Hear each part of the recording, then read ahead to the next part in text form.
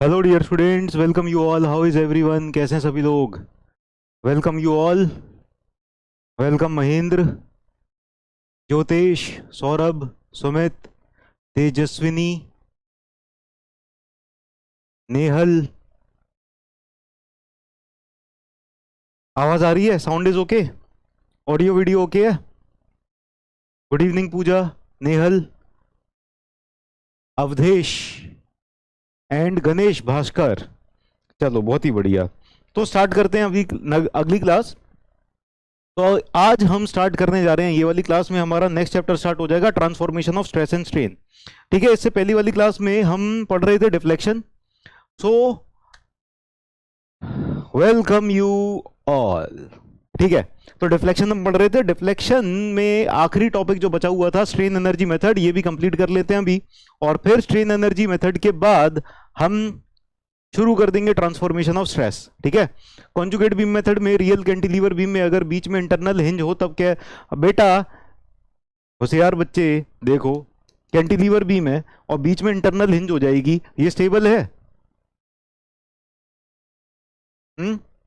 Stable है? Real beam ऐसी बनेगी कभी? लटक नहीं जाएगा? ऐसी नहीं हो जाएगी ये, टंग गया ये, यहां पर लोड आएगा, ये वैसे ही बिना लोड के भी ऐसी लटक जाएगी।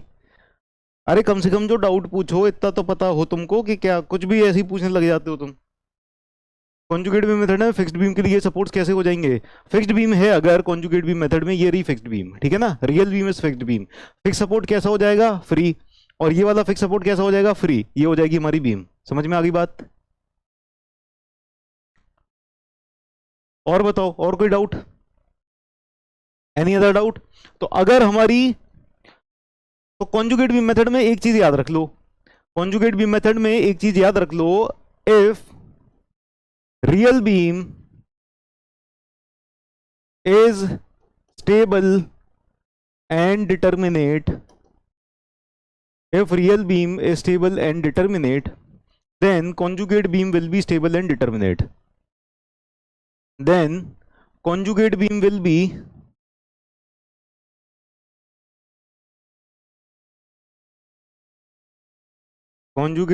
be stable and determinate. ठीक है, पहला पॉइंट। दूसरा point, if real beam is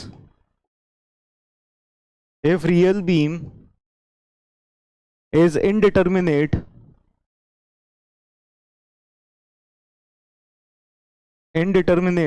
then conjugate beam will be unstable. Then conjugate beam will be unstable। ठीक है,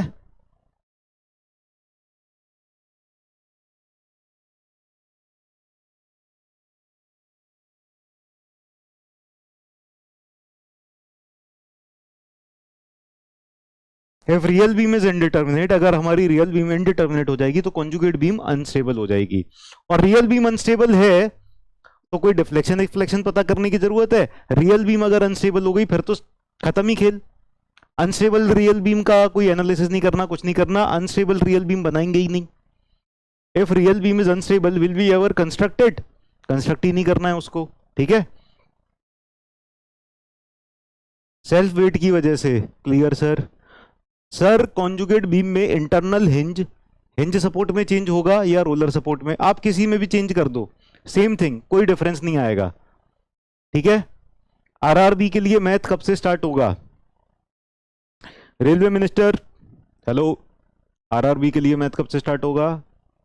अच्छा, अभी जानकारी नहीं मिली है, बताएंगे, बता देंगे बाद में। यस सर, यही पूछा था कि सिर्फ। ठीक है, आगे चलते हैं। ठीक है, चलो नेक्स्ट हम शुरू करते हैं, नहीं शुरू नहीं, कंटिन्यू करते हैं। लेट अस कंटिन्यू स्ट्रेन एनर्जी मेथड। तो स्ट्रेन एनर्जी मेथड कंटिन्यू किया जाए। स्ट्रेन एनर्जी मेथड में हमने अभी तक क्या पढ़ लिया था? हमने अभी तक पढ़ लिया था स्ट्रेन एनर्जी मेथड में कि स्ट्रेन एनर्जी अलग अलग केसेस के लिए क्या होती है। ठीक है ना, स्ट्रेन एनर्जी अलग अलग केसेस के लिए क्या होती है। अगर एक्सियल लोड होगा तो ये हो जाएगी P x square D x upon 2AE। अगर बेंडिंग मोमेंट होगा तो इसके लिए हो जाएगा M x square D x upon 2EI। अगर टॉर्जन होगा तो इसके लिए हो जाएगा TX² dx अपॉन 2GIP। ठीक है, बस ये इतना हमने अभी तक पढ़ लिया था। ठीक है, AE क्या होता है, एक्सियल रिजिडिटी, EI क्या होता है, फ्लेक्सुरल रिजिडिटी, GIP क्या होता है, टॉर्सनल रिजिडिटी, ये पढ़ लिया था हमने। अब आगे चलते हैं स्ट्रेन एनर्जी मेथड या कैस्टिग्लियानोस थ्योरम में हम डिफ्लेक्शन कैसे कैलकुलेट करेंगे। ठीक है ना, स्लोप या डिफ्लेक्शन कैसे कैलकुलेट किया जाएगा ये समझते हैं। ठीक है, तो सबसे पहली थ्योरम स्ट्रेन एनर्जी मेथड के अंदर देखो 2 पॉइंट लिखने हैं बेसिकली। लिखो according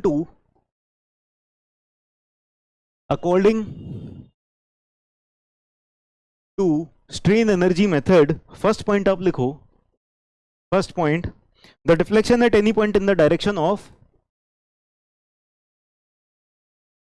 the deflection at any point in the direction of concentrated force P,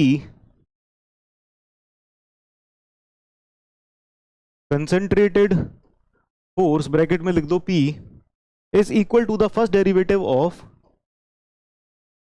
is equal to the first derivative of total strain energy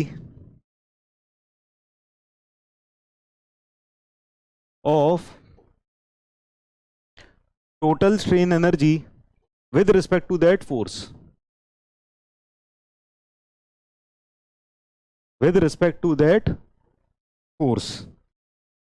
force P। इसका मतलब समझ में आया क्या, किस किस को समझ में आया? हंसना हेल्थ के लिए अच्छा होता है, ऐसे पागलों की तरह ऐसे कुछ भी हंसते रहो। हैं, इतनी भी हेल्थ अच्छी नहीं कर देनी है कि लोगों को पागल खाने में डाल दें। अरे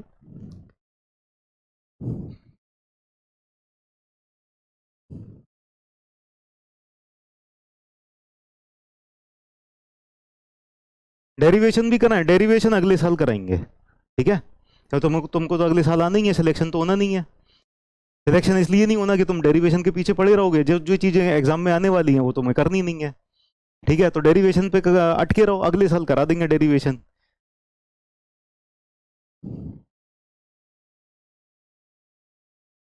तुमको पता है ना कौन कौन से डेरिवेशन आते हैं? जो जो डेरिवेशन आते हैं जरा बताना कौन कौन से डेरिवेशन आते हैं, अगर इतना ही ज्यादा पता है तो।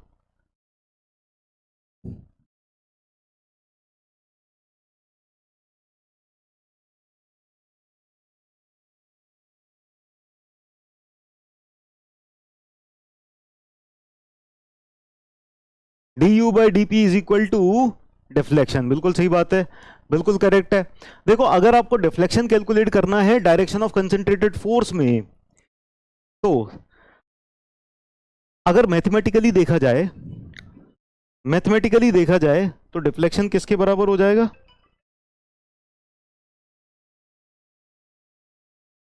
मैथमेटिकली देखा जाए तो डिफ्लेक्शन हो जाएगा हमारा किसके बराबर? Deflection will be equal to partial derivative of strain energy with respect to force. ठीक है ना, mathematically this is the expression. थोड़ा सा और समझने की कोशिश करते हैं, एक एग्जांपल लेते हैं। हमारे पास है कैंटिलीवर बीम।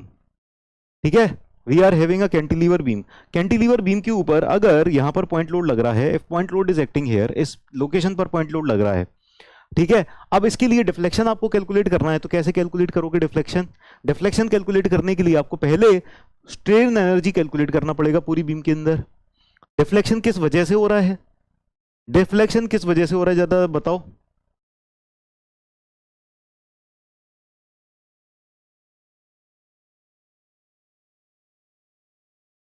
डिफ्लेक्शन किस वजह से हो रहा है?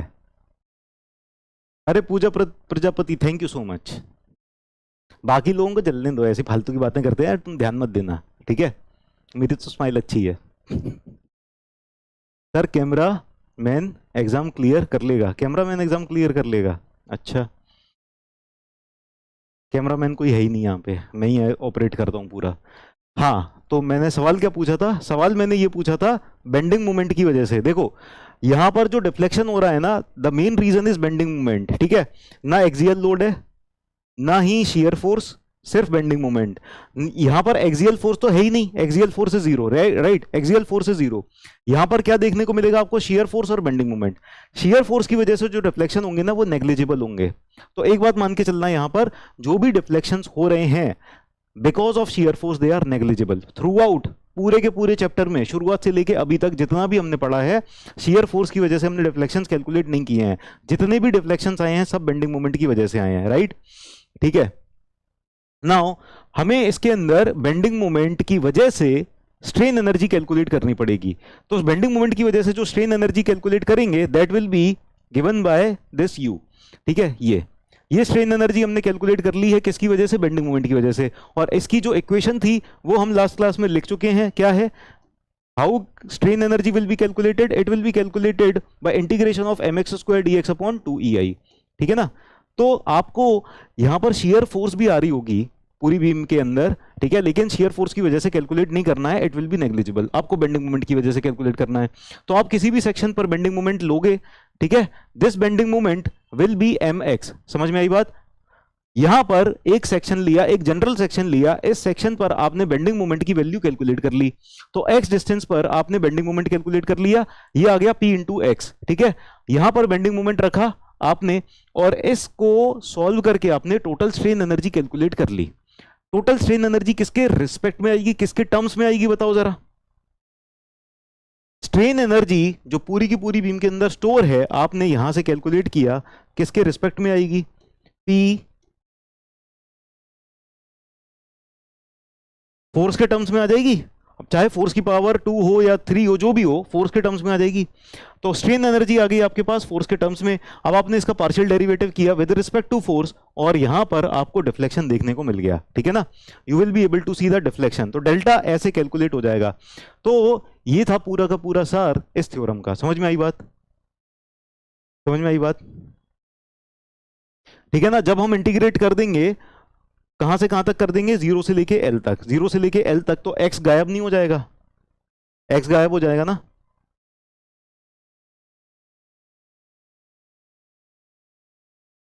x गायब हो जाएगा, हाँ या ना? जल्दी बताओ। ठीक है, x गायब हो जाएगा तो यहां पर जो टोटल स्ट्रेन एनर्जी स्टोर्ड आ जाएगी वो किसके रिस्पेक्ट में आ जाएगी? वो p के रिस्पेक्ट में आ जाएगी। इसका पार्शियल डेरिवेटिव करेंगे विद रिस्पेक्ट टू p तो हमें डिफ्लेक्शन देखने को मिल जाएगा। लेकिन इस वाले मेथड की एक खराबी है, एक शॉर्टकमिंग है। क्या शॉर्टकमिंग है? देखो समझो।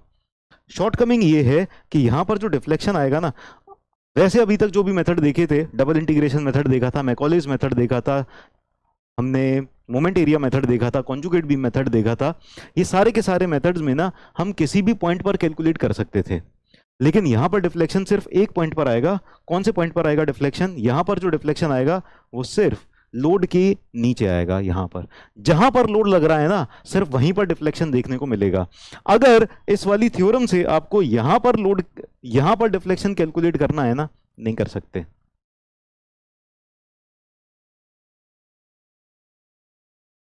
ठीक है ना? नहीं, फ्री एंड पे नहीं, not at the free and. Free and समझना गलती हो जाएगी, भूल हो जाएगी।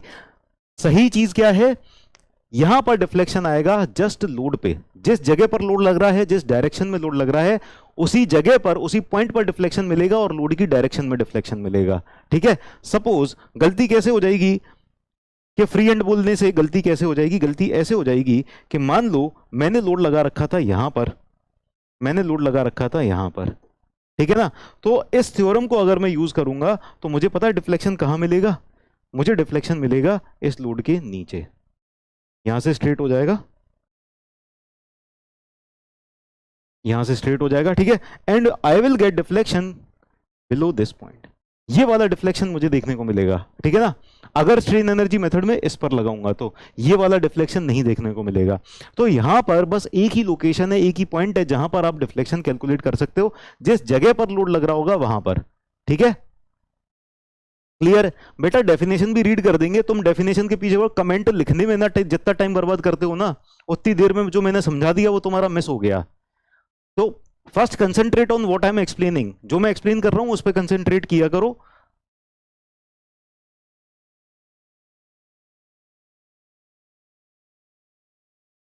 तो जो अभी मैंने समझाया वो समझ में आ गया सबको? जो मैंने समझाया वो समझ में आया? ठीक है? अब ये थ्योरम भी रीड कर लेते हैं। Deflection at any point in the direction of concentrated load, concentrated force. Deflection at any point in the direction of concentrated force. किसी भी पॉइंट पर डिफ्लेक्शन कंसंट्रेटेड फोर्स की डायरेक्शन में किसके बराबर है? Equal to the first derivative of total strain energy. पहला derivative, first derivative of total strain energy with respect to that force.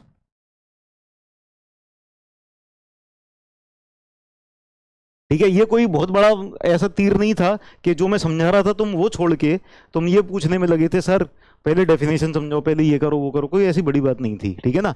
अब जो मैंने समझा दिया वो आपका मिस हो गया, खुशखबरी आपके लिए। ठीक है, आगे चलते हैं नेक्स्ट। अब मैं दोबारा तो समझाऊंगा नहीं, तुम कहो कि सर दोबारा बता दो सर हमने सुना नहीं, योर मिस्टेक। ठीक है, आगे चलते हैं सेकंड पार्ट पर।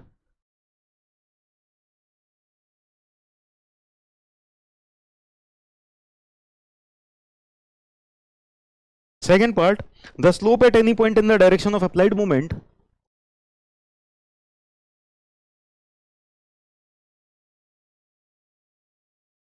the slope at any point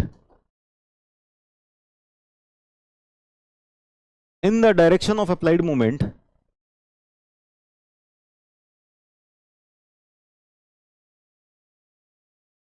in the direction of applied moment m is equal to the first derivative is equal to the first derivative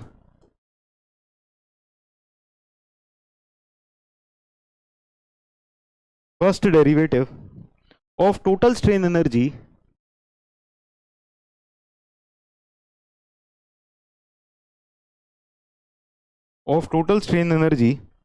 with respect to that moment, with respect to that moment।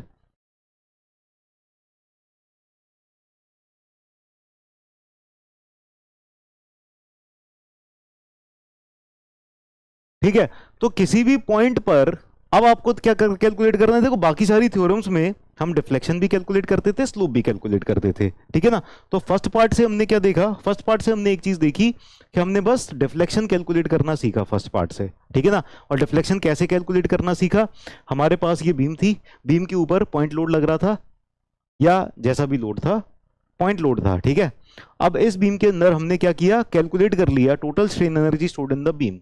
Beam के अंदर total strain energy stored हमने calculate कर ली और फिर उस strain energy का partial derivative कर दिया with respect to the load. जो लोड लग रहा था उसका, उसके रिस्पेक्ट में बीम के अंदर की स्ट्रेन एनर्जी का पार्शियल डेरिवेटिव कर दिया। पार्शियल डेरिवेटिव करने के बाद हमको क्या मिला? डिफ्लेक्शन मिला। और ये डिफ्लेक्शन कौन सा है? ये डिफ्लेक्शन है लोड के जस्ट नीचे वाला डिफ्लेक्शन, ठीक है ना। तो this deflection is delta under the load, load के अंडर वाला डिफ्लेक्शन, ये हमको देखने को मिला। ठीक है, क्लियर है। अब हमको कैलकुलेट करना है स्लोप, ठीक है। स्लोप भी कैलकुलेट करना है, तो स्लोप कैलकुलेट करने के लिए क्या करेंगे? हम मोमेंट अप्लाई करेंगे।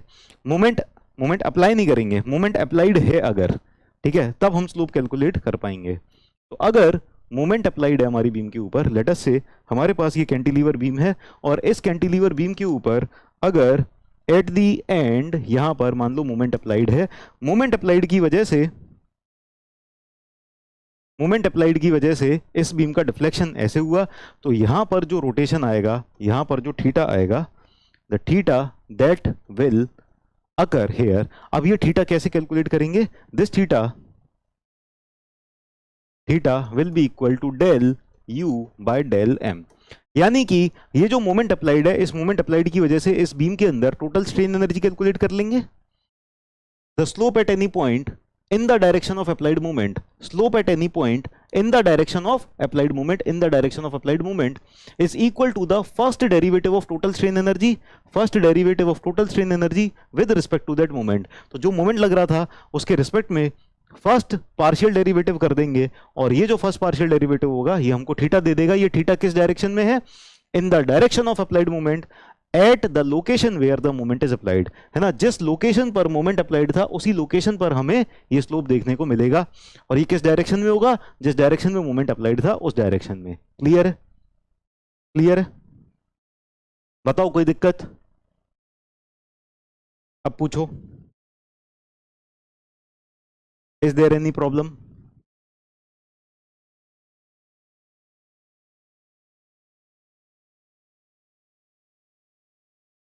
Any doubt? क्लियर?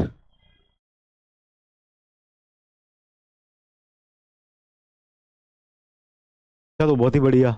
अब मुझे डाउट आ रहा है, मुझे ये डाउट आ रहा है कि सर यहाँ पर अगर ना लोड अप्लाइड था, बाकी सारे मेथड में ना हम स्लोप और डिफ्लेक्शन दोनों कैलकुलेट कर ले रहे थे, लेकिन यहाँ पर लोड अप्लाइड है तो यहाँ पर ना स्लोप नहीं कैलकुलेट कर पा रहे हैं। स्लोप तो हम तभी कैलकुलेट कर पाएंगे जब मोमेंट अप्लाइड होगा। अब मोमेंट अप्लाइड ही नहीं है, ओनली स्लोप इज अप्लाइड, सिर्फ स्लोप अप्लाइड है सर। तब हम रोटेशन कैसे कैलकुलेट करेंगे, यहाँ पर थीटा कैसे कैलकुलेट करेंगे sir? Tell me.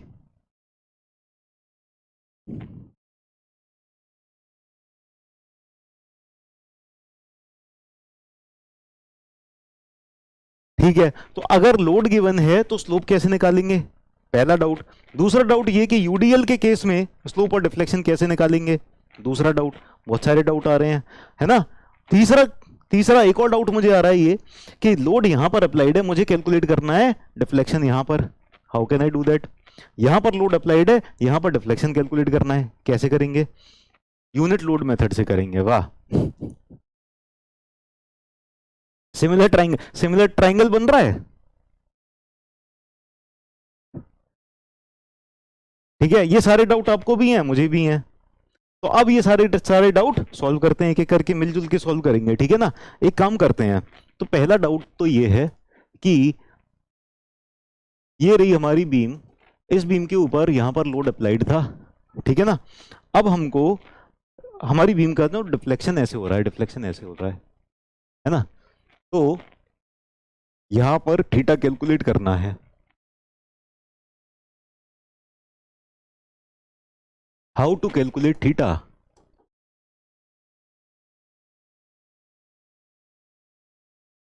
How to calculate theta in this case? तो हम क्या करेंगे, थीटा कैलकुलेट करने के लिए अप्लाई सूडो मोमेंट। मोमेंट होना चाहिए था, मोमेंट नहीं है, तो हम क्या करेंगे, अपनी तरफ से एक फर्जी सा मोमेंट लगा देंगे, ठीक है ना। जैसे पेरेंट टीचर मीटिंग में मम्मी पापा को डांट पड़वानी होती थी, हम उधम करते थे, असली मम्मी पापा नहीं जाते थे, पता था कि असली मम्मी पापा जाएंगे चप्पल मारेंगे, तो हम फर्जी के मम्मी पापा ले जाते थे, है ना। किसी दोस्त के पापा को ले गए, किसी के चाचा को ले गए, ऐसे करके ना, है ना, दोस्त को पटापटू के उनको डांट खिलवा दी, ठीक है, ऐसे काम कर लेते थे। तो यहाँ पर क्या है, मोमेंट तो है नहीं, तो फर्जी का मोमेंट लगा देंगे, हम फर्जी का मोमेंट लगा देंगे यहाँ पर, ये एम डैश, ठीक है ना। तो what will do, apply pseudo moment. Pseudo मतलब फर्जी, सूडो मोमेंट लगा दिया यहाँ पर। तो बचपन में लोग वो कहते हैं कि इस तरह की उदमबाजियां नहीं करनी चाहिए, मैं तो कहता हूँ करनी चाहिए, तभी तो यहाँ पर इतने कॉन्सेप्ट क्लियर होंगे, है ना। Apply pseudo moment M dash pseudo moment हमने अप्लाई कर दिया। अब जब फर्जी मामा जाते थे, देखो अब तुमको अच्छे समझ में आ जाएगा ये, तो यहाँ पर फर्जी मोमेंट अप्लाई कर दिया, फर्जी मोमेंट की वैल्यू क्या होगी, 0 होगी। लेकिन अभी के लिए हम इसको एम डैश बनाएंगे, अभी के लिए इसका नाम रख दिया एम डैश, ठीक है। सूडो मोमेंट अप्लाई कर दिया, फिर हमने बेंडिंग मोमेंट कैलकुलेट किया, फिर क्या किया, बेंडिंग मोमेंट कैलकुलेट किया, किसकी वजह से, इस पी की वजह से भी और इस एम डैश की वजह से भी। यहां पर बेंडिंग मोमेंट कैलकुलेट किया, और फिर बेंडिंग मोमेंट कैलकुलेट करने के बाद हमने स्ट्रेन एनर्जी कैलकुलेट करी इन दोनों की वजह से, integration of M x square D x upon 2EI, ठीक है, 0 to L पूरी लेंथ के लिए ना हमने फिर स्ट्रेन एनर्जी कैलकुलेट कर ली, ठीक है, ठीक है। तो हमने strain energy, total strain energy calculate कर ली। अब आपको क्या करना है, आपको यहां पर ना रोटेशन निकालना है, कितना रोटेशन होगा। तो फॉर रोटेशन थीटा, थीटा के लिए आप क्या करोगे, del U by del M dash कर दोगे, del U by del M dash करके रोटेशन आ जाएगा, और यहां पर जो एम डैश होगा ना, यहां पर एम डैश की वैल्यू आप रख दोगे 0। तो यहां से ऐसे करके आप रोटेशन कैलकुलेट कर सकते हो, ठीक है। समझ में आ गई बात? समझ में आ गई? किसी को कोई दिक्कत है तो पूछ लो। एम डैश की वैल्यू 0 क्यों रखेंगे, क्योंकि एक्चुअली में एम डैश है नहीं, हमने एम डैश जबरदस्ती का लगा दिया है, फर्जी मोमेंट लगाया है, लेकिन इसकी वैल्यू तो क्या है, वैल्यू तो 0 है ना। तो एक्सप्रेशन इससे डेवलप हो जाएगी, जो बेंडिंग मोमेंट की इक्वेशन आएगी यहाँ पर, ये इस लोड और इस मोमेंट दोनों की वजह से यहाँ पर बेंडिंग मोमेंट की इक्वेशन कैलकुलेट कर लेंगे और स्ट्रेन एनर्जी की एक्सप्रेशन में रखेंगे, शुरुआत से एंड तक इंटीग्रेट कर देंगे और फाइनली जब थीटा कैलकुलेट करना होगा del U by del M dash कर देंगे और यहाँ पर एम डैश की वैल्यू 0 रख देंगे, हमारा आंसर आ जाएगा। समझ में आ गई बात? ये था पहला। एक डाउट क्लियर हो गया कि अगर लोड लग रहा है तो स्लोप कैसे निकालेंगे, है ना? लोड लग रहा है तो स्लोप कैसे निकालेंगे? क्लियर है? हाँ, अब आगे का तो आप वैसे ही समझ, फर्जी वाली चीजें आप बहुत अच्छे से समझ जाते हो, है ना? दूसरा, अगला, अगर यहां पर असली वाला मोमेंट लग रहा है ना, यहां पर असली वाला मोमेंट लग रहा है, लेकिन आपको कैलकुलेट करना है deflection, you have to calculate deflection. यहां पर डिफ्लेक्शन कैलकुलेट करने को बोल दिया गया, अब आप क्या करोगे, है ना? डिफ्लेक्शन कैलकुलेट करने को बोल दिया गया, तो how to calculate deflection now, how to calculate deflection. Deflection कैसे कैलकुलेट करेंगे? अब यहां पर फर्जी फोर्स लगा देंगे पी डैश, है ना? जिस डायरेक्शन में हमको डिफ्लेक्शन चाहिए था उस डायरेक्शन में हमने ऐसे पी डैश लगा दिया। जब पी डैश लगा दिया, फर्जी लोड लगा दिया, फिर क्या करेंगे, फिर बेंडिंग मोमेंट लिख लेंगे। तो यहां पर सेक्शन लिया, है ना, इस सेक्शन पर बेंडिंग मोमेंट की इक्वेशन लिख लेंगे। तो will apply pseudo force, apply pseudo force E dash, ठीक है ना? सूडो फोर्स अप्लाई कर देंगे और सूडो फोर्स अप्लाई करने के बाद फिर bending moment, sorry, strain energy का एक्सप्रेशन लिख लेंगे। स्ट्रेन एनर्जी का जो एक्सप्रेशन आ जाएगा, ये आ जाएगा mx² dx अपॉन 2EI, ठीक है? ये आने के बाद फिर क्या करेंगे, यहां पर डेल्टा क्या आ जाएगा, डेल्टा आ जाएगा partial derivative of strain energy with respect to this pseudo force P dash, है ना, del U by del P dash, और यहां पर पी डैश की वैल्यू रख देंगे 0। इसके अंदर पी डैश की वैल्यू 0 रख देंगे तो फाइनली हमारा डिफ्लेक्शन आ जाएगा। क्लियर है? डन? ये समझ में आया?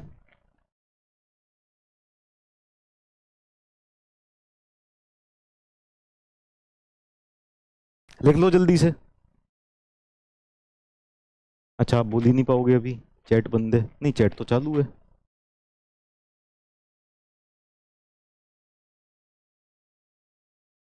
डन? चलिए अगला डाउट, अगला डाउट ये, अगला डाउट ये कि मान लो असली ही लोड लग रहा था, असली ही लोड लग रहा था, लेकिन डिफ्लेक्शन मुझे किसी और जगह पर कैलकुलेट करना था, है ना? इसका डिफ्लेक्टेड शेप ऐसे बन रहा है ना, लेकिन डिफ्लेक्शन मुझे कैलकुलेट करना था यहां पर। I have to calculate deflection at this point. यहां डेल्टा कैलकुलेट करना है। Again, how to calculate deflection?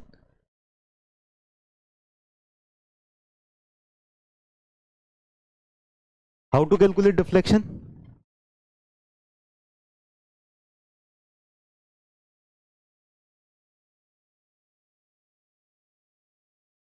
Deflection calculate करने के लिए अब देखो, जिस डायरेक्शन में डिफ्लेक्शन चाहिए ना, जिस पॉइंट पर डिफ्लेक्शन चाहिए, वहां पर हम सूडो लोड लगा देंगे पी डैश, ठीक है ना? तो यहां पर सूडो लोड पी डैश लगा दिया और फिर हम अप्लाई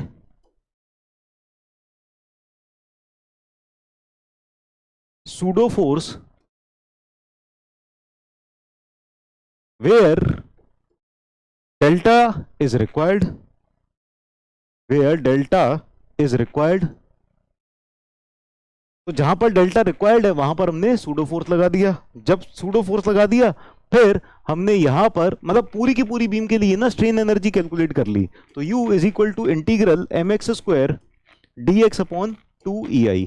बस यहां पर एक चीज ध्यान रखनी पड़ेगी, क्या, कि यहां पर जो स्ट्रेन एनर्जी आप कैलकुलेट करोगे दो पार्ट्स में कैलकुलेट करोगे। यहां से यहां तक के लिए बेंडिंग मोमेंट की इक्वेशन अलग होगी, है ना? इतने पार्ट के लिए बेंडिंग मोमेंट की इक्वेशन अलग होगी, उसका अलग से इंटीग्रेशन करोगे, और इतने पार्ट के लिए बेंडिंग मोमेंट की इक्वेशन अलग होगी, उसका अलग से इंटीग्रेशन करोगे, ठीक है? तो दोनों के लिए इंटीग्रेशन अलग अलग होगा। पूरी की पूरी स्ट्रेन एनर्जी आप कैलकुलेट कर लोगे, है ना?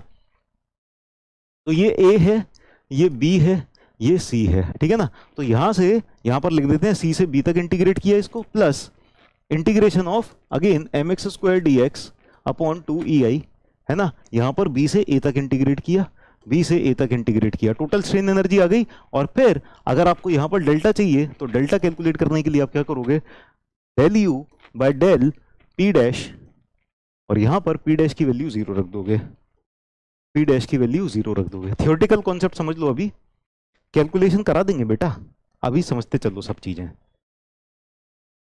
सिंपली सपोर्टेड बीम में भी होगा, हर जगह पर एप्लीकेबल होगा, बस इसको समझा रहे हैं कैंटिलीवर से।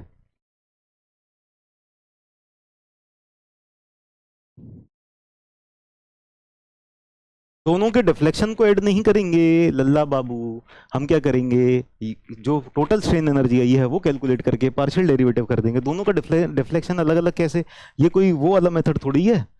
कौन सा वाला method, standard result, standard result नहीं है।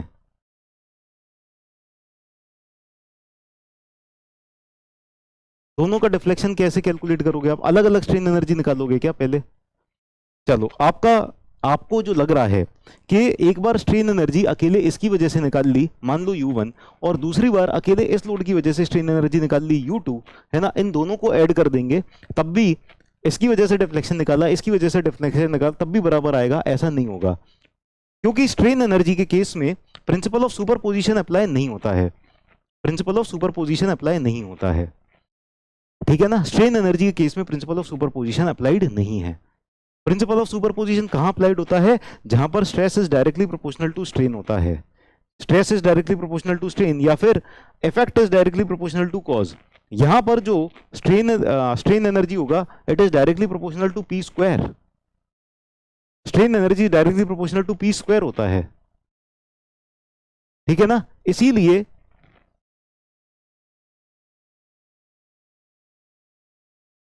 ये तरीका नहीं करेंगे, ये वाला तरीका समझ में आ गया कि नहीं आ गया, लिमिट को कैसे लेना है।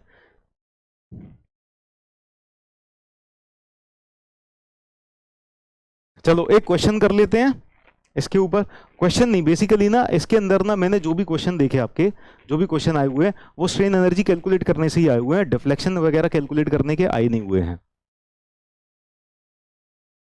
डिफ्लेक्शन और स्लोप ऐड नहीं कर सकते बेटा, जो मैंने बताया ना वो करना है। स्ट्रेन एनर्जी कैलकुलेट करनी है पूरी, और फिर डिफ्लेक्शन कैलकुलेट करने के लिए partial derivative with respect to P dash कर देना है, ठीक। जो स्टेप्स बता रहे हैं वो करना है, अपने मन से नई थ्योरी नई कहानियां नहीं गढ़नी है। मोमेंट और स्लोप, मोमेंट और फोर्स दोनों साथ में लगेंगे तो क्या आपको बेंडिंग मोमेंट नहीं कैलकुलेट कर पाओगे। यहां पर फोर्स लग रही है, यहां पर मोमेंट लग रहा है, क्या इस पार्ट के लिए बेंडिंग मोमेंट नहीं कैलकुलेट कर पाओगे, क्या इस पार्ट के लिए बेंडिंग मोमेंट नहीं कैलकुलेट कर पाओगे। बेंडिंग मोमेंट कैलकुलेट करना बता चुके हैं ना, है ना। यहां पर बेंडिंग मोमेंट क्या हो जाएगा, इस रीजन में बेंडिंग मोमेंट, ये एक्स डिस्टेंस है, बेंडिंग मोमेंट यहां पर क्या हो जाएगा, एम एक्स लिख देते हैं, बेंडिंग मोमेंट हो जाएगा यहां पर सीधे सीधे माइनस पी एक्स, ठीक है। ये इस रीजन के लिए ए बी सी, तो रीजन ए बी के लिए पोर्शन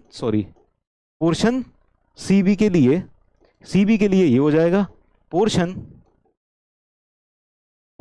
बी ए के लिए, बेंडिंग मोमेंट एट एक्स क्या हो जाएगा, minus P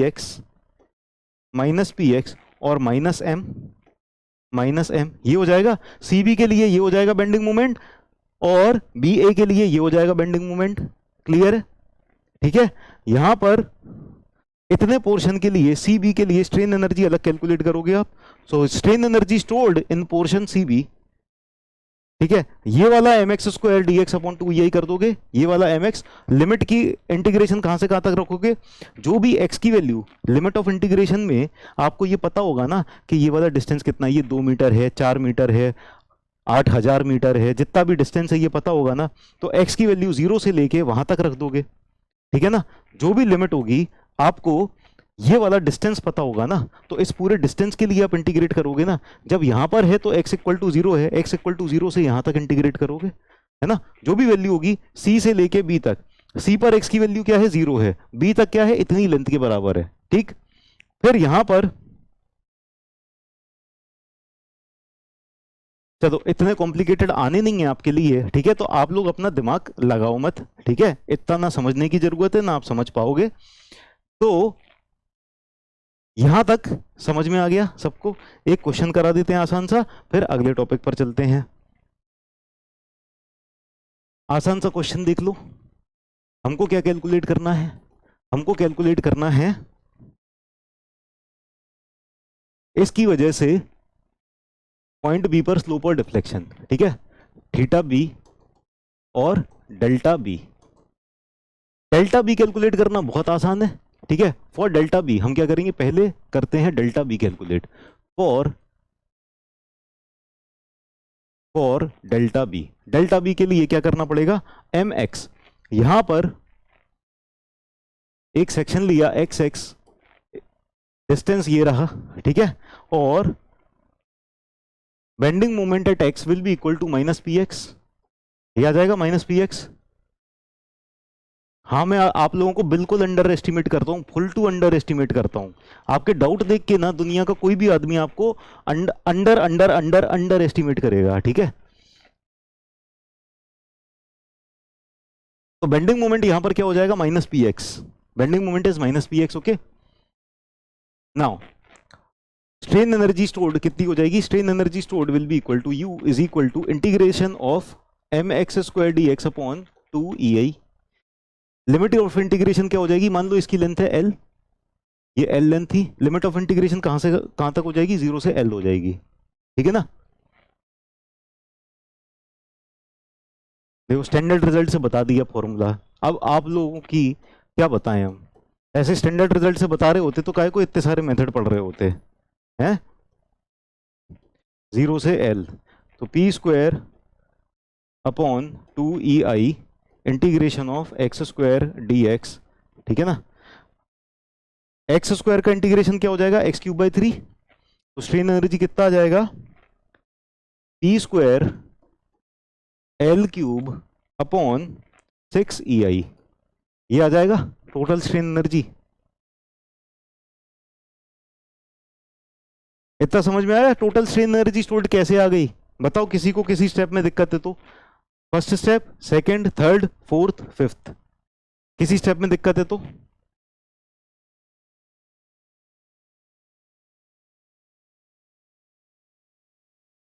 P square L square नहीं होगा, L³ होगा, ठीक है। एक्स स्क्वायर का इंटीग्रेशन क्या हो जाएगा, L³/3 हो जाएगा, और 0 से L तक इंटीग्रेशन है, ठीक है, ये क्लियर है। नेगेटिव साइन बेटा स्क्वायर में चला जाएगा, देखो आपका डाउट देखो, और फिर कहो कि मैं अंडर एस्टिमेट क्यों ना करूं, नेगेटिव स्क्वायर हो जाएगा तो नेगेटिव साइन नहीं चला जाएगा,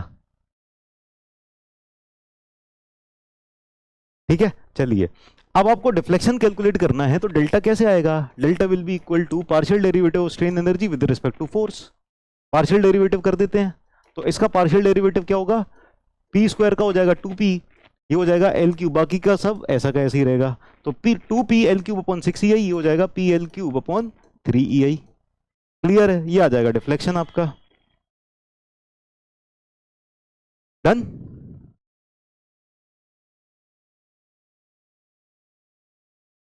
चलो डिफ्लेक्शन तो बड़े आराम से कैलकुलेट हो गया, अब स्लोप के लिए क्या करना पड़ेगा, लिख लो सब लोग, फिर स्लोप पे चलते हैं।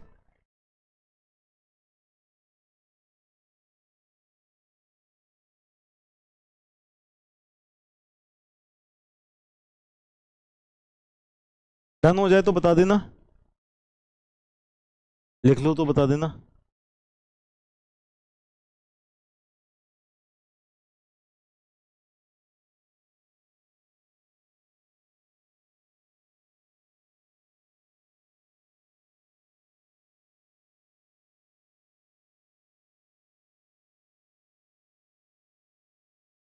डन डना डन डन, चलो आगे चलते हैं, नेक्स्ट पार्ट।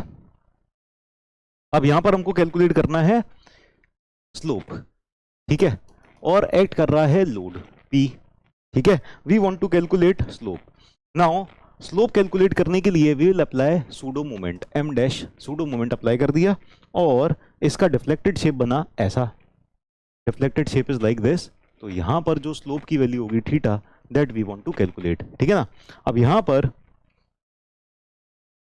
x डिस्टेंस पर, यहां पर x x सेक्शन पर बेंडिंग मोमेंट आ जाएगा, बेंडिंग मोमेंट mx कितना आ जाएगा, ये आ जाएगा minus P x minus m dash, ठीक है ना। Now we can calculate strain energy integration of M x square D x upon 2 EI, M x square D x upon 2 EI, यह आ जाएगा 0 to L इंटीग्रेशन। ठीक है, now M x क्या हो जाएगा, minus P x minus M dash whole square D x upon 2 EI। ये calculation हो जाएगी मुश्किल, क्या हो जाएगी, ये कैलकुलेशन हो जाएगी थोड़ी सी मुश्किल।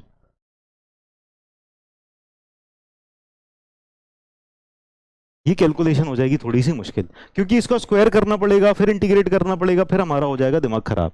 हम एक शॉर्टकट निकालें क्या इसका, चलो शॉर्टकट निकालते हैं। ठीक है, जब यहां पर लंबी सी एक्सप्रेशन बन जाती है ना, अभी तो 2 है, 3 आ गई तो फिर इंटीग्रेशन हो जाएगा मुश्किल। इंटीग्रेशन हो जाएगा मुश्किल तो उसके लिए हम क्या करेंगे, हम ना इसी एक्सप्रेशन को ना थोड़ा सा मॉडिफाई कर लेते हैं।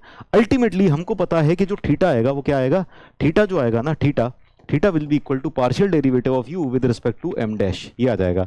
तो यहीं पर ही डेरिवेटिव कर देते हैं, del by del M dash of this expression 0 to L M x square D x upon 2 EI। ठीक है ना, इसका पार्शियल डेरिवेटिव करना है, इसका partial derivative with respect to M dash.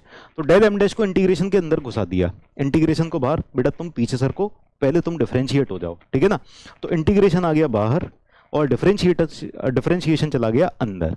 अच्छा, इसमें ना 2 EI कॉन्स्टेंट है, तो 2 EI जो कॉन्स्टेंट है वो कॉन्स्टेंट ही है ना, उसको डिफरेंशिएशन से मतलब ना इंटीग्रेशन से मतलब। तो पहले 2 EI को बाहर निकाल लेते हैं, ठीक है, फिर इंटीग्रेशन और फिर ये डिफरेंशिएशन कर देते हैं इसका। तो डिफरेंशिएशन किसका हो जाएगा, del by del M dash of M x square D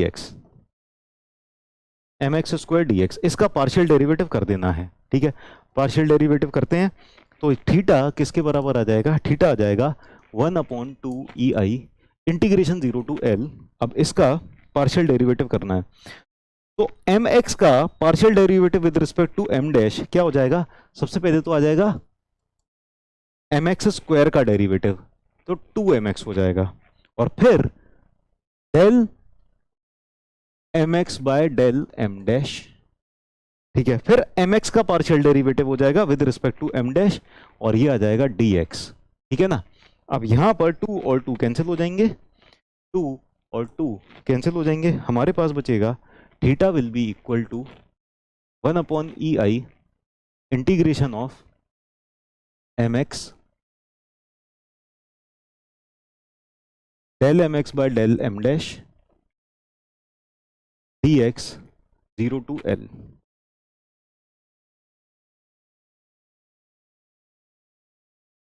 ठीक है, ये एक्सप्रेशन डायरेक्टली यूज की जा सकती है। अब देखो,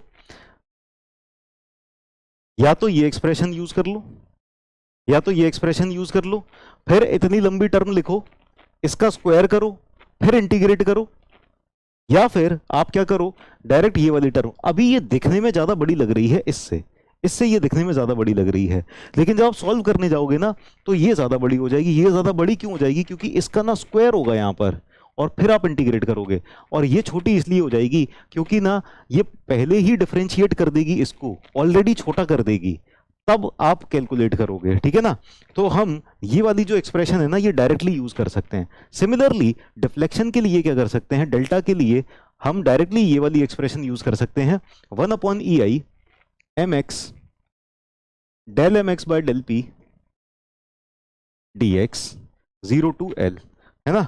अगर हमको डिफ्लेक्शन कैलकुलेट करना है उसके लिए डायरेक्टली ये वाली एक्सप्रेशन यूज कर सकते हैं।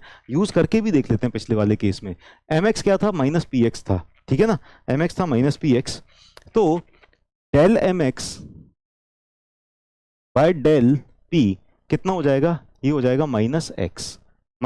ठीक है ना, अब पिछली वाली एक्सप्रेशन रखें तो डेल्टा क्या हो जाएगा, 1/EI इंटीग्रेशन ऑफ mx की वैल्यू क्या थी, -px, और ये था -x dx। ठीक है, अब ये माइनस और माइनस तो कैंसिल आउट होके हो गया प्लस। ठीक है, p आ गया बाहर, एक्स स्क्वायर का इंटीग्रेशन हो जाएगा, एक्स स्क्वायर का इंटीग्रेशन हो जाएगा x³ 3। ठीक है ना, तो ये एक ही स्टेप में आ गया हमारे पास, p/EI ठीक है, और एक्स स्क्वायर का इंटीग्रेशन क्या हो जाएगा, एक्स क्यूब बाय 3, है ना, और ये 0 टू एल, ये हो जाएगा पी एल क्यूब अपॉन 3 ई आई।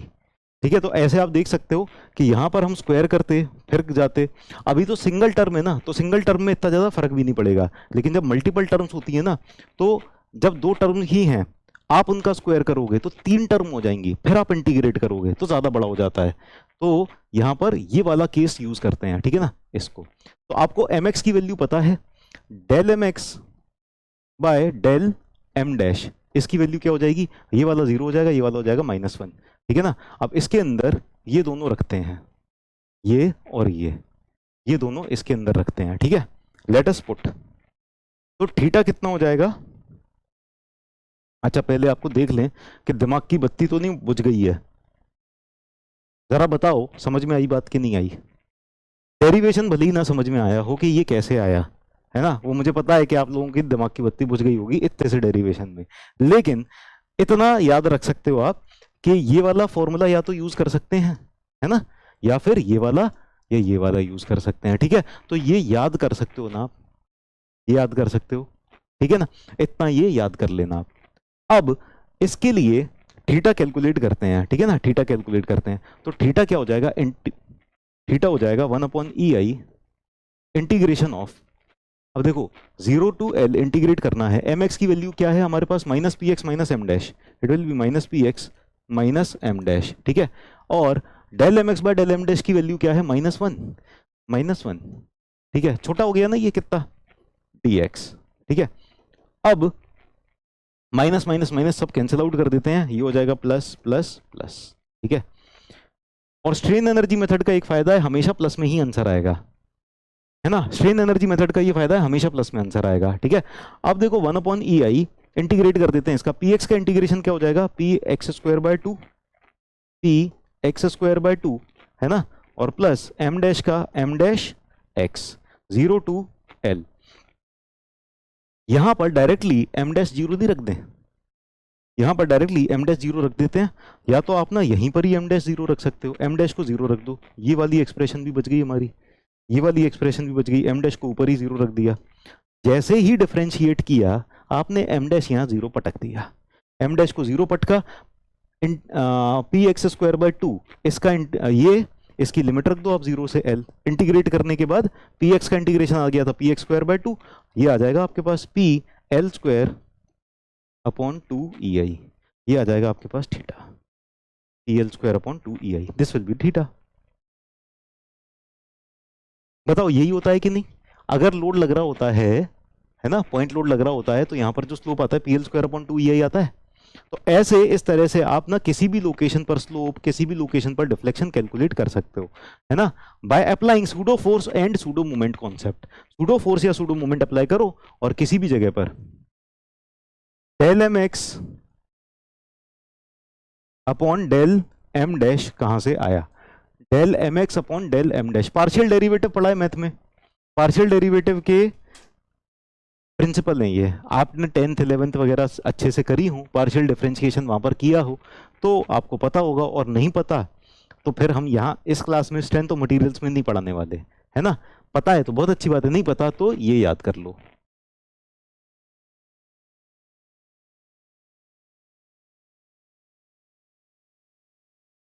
m0 समझा दें, बताओ m0 समझाने की क्या जरूरत है, m डैश तो 0 रखना ही है ना, क्योंकि m डैश सूडो है, सूडो मोमेंट अप्लाई किया है हमने, we have applied pseudo moment.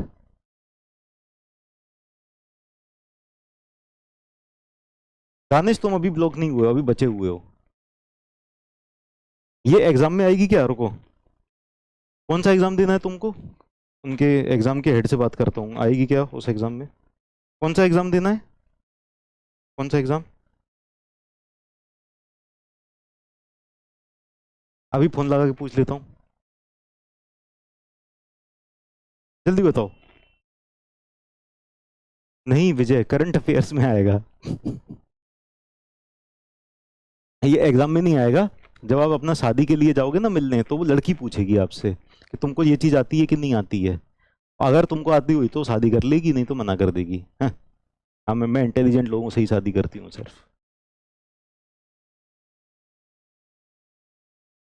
ठीक है, चलो आगे चलते हैं। अब जो एग्जाम में काम आने वाले, ये आप लोगों ने बोला था, फोर्स किया था मुझे कि सर क्वेश्चन कराओ क्वेश्चन कराओ क्वेश्चन कराओ, तो मैंने करा दिया। ठीक है, अब मैं उस वाले पार्ट पे आता हूं जो सच में जरूरी है, सच में जरूरी है, उस वाले पार्ट पर आते हैं। ठीक है, तो strain energy for different cases, ये वाला पार्ट आता है, ऑब्जेक्टिव में भी आता है। स्ट्रेन एनर्जी stored इन बीम्स, तो बीम्स के अंदर जो स्ट्रेन एनर्जी स्टोर्ड होगी वो डिफरेंट टाइप की बीम्स के लिए, डिफरेंट लोडिंग कंडीशंस के लिए क्या क्या स्ट्रेन एनर्जी स्टोर्ड होगी वो हम कैलकुलेट करते हैं। ठीक है ना, तो हमारे पास कैंटिलीवर बीम है, यहाँ पर पॉइंट लोड लग रहा है P। ठीक है, तो इसके लिए जो स्ट्रेन एनर्जी स्टोर्ड हो जाएगी ये हो जाएगी P² L³ अपॉन 6EI। कैसे आई है, अभी अभी यहीं पर कैलकुलेट की थी, देखो ये वाले केस में हमने कैलकुलेट की थी ना, strain energy stored P² L³ upon 6EI। ठीक है ना, तो दोबारा से कैलकुलेट नहीं कर रहे हैं, इसके लिए आप लिख लो, राइट डाउन। ठीक है, लिख लो। सेकंड वन, हमारे पास कैंटिलीवर बीम है, कैंटिलीवर बीम के ऊपर यूडीएल लग रहा है, लोड लग रहा है W किलो न्यूटन पर मीटर। ठीक है, लेंथ इज L, और आपको टोटल स्ट्रेन एनर्जी कैलकुलेट करना है। तो how you can calculate total strain energy, total strain energy हो जाएगी integration of mx² dx upon 2EI। अच्छा, अब ये जो चीजें हैं ना, ये वैसे मुझे बताने की जरूरत नहीं पड़नी चाहिए, आप खुद से कैलकुलेट कर सकते हो अब आप, लेकिन फिर भी हम कैलकुलेट कर लेते हैं। mx, यहां पर कोई भी सेक्शन ले लिया और यहां पर कोई भी सेक्शन लिया x डिस्टेंस पर, यहां पर बेंडिंग मोमेंट कितना होगा जल्दी बताओ, यहां पर बेंडिंग मोमेंट कितना होगा, what will be bending moment? First bending moment हो जाएगा यहाँ पर -WX²/2, -WX²/2 रख देते हैं, -WX²/2, ये हो जाएगा -WX²/2 whole square dx upon 2EI, integration 0 से लेके L तक। ठीक है ना, तो माइनस ये हो जाएगा W², 2 2 ज़ा 4, 2 ज़ा 8, W²/8EI, अरे W² अपॉन 8EI, ये आ गया। ठीक है, इंटीग्रेशन x की पावर 4 dx और इंटीग्रेशन 0 से लेके L तक। ठीक है, x की पावर 4, अब यहां पर हो जाएगा W² अपॉन 8EI, ये हो जाएगा x की पावर 5/5 0 से L तक। तो ये फाइनली हमारा जो स्ट्रेन एनर्जी स्टोर्ड आ जाएगा इस केस के लिए, ये हो जाएगा W² L की पावर 5 अपॉन 8 5 ज़ा 40 EI। ये एज अ स्टैंडर्ड रिजल्ट याद कर लो, क्योंकि ये ऑब्जेक्टिव में आएगा, तो मुझे पता है आप लोग कितना डिराइव करोगे वहां पर बैठ के, कितना सॉल्व करोगे वहां पर ऑब्जेक्टिव में आएगा। तो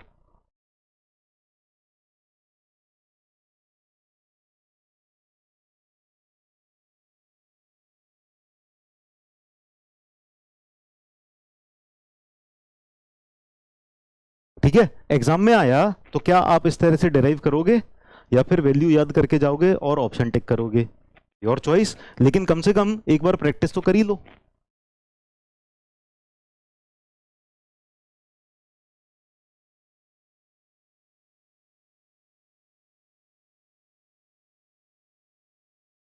हो जाए तो बता देना, हो जाए तो इन्फॉर्म मी, टेल मी।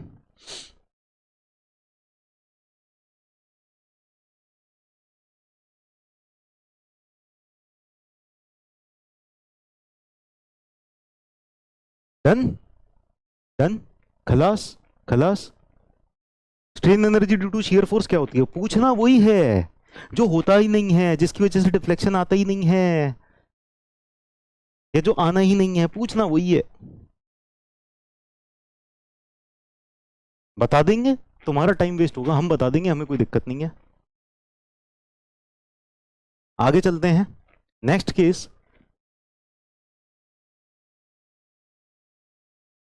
बीच में लग रहा है पॉइंट लोड P। ठीक है, यहां पर डिस्टेंस है L/2, यहां पर डिस्टेंस है L/2। स्ट्रेन एनर्जी स्टोर्ड जो है इसकी वजह से ये हो जाएगी P² L³ अपॉन 96 EI। ठीक है, this is solved in DPP। TPP में इसको सॉल्व करा दिया है, ठीक है, तो अब दोबारा नहीं करा रहे। दो केस ऐसे हो गए। अब इसके लिए यूडीएल का केस देख लेते हैं। Let us see case of UDL for simply supported beam.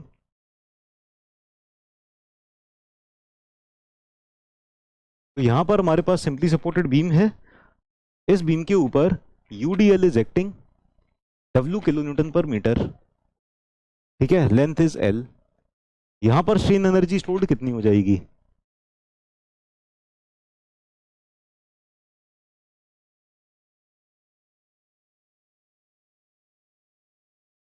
अच्छा एक बात बताओ, किसी को किसी चीज में दिक्कत हो रही है क्या?